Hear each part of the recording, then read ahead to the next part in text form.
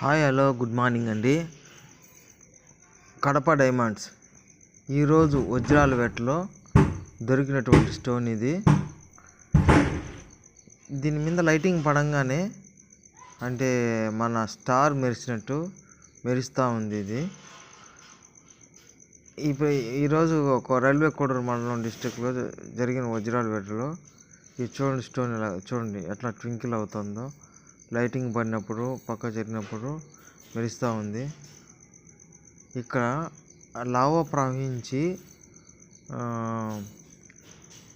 అక్కడైతే తెల్ల తెల్లని రాళ్ళు అయితే కనిపిస్తున్నాయి.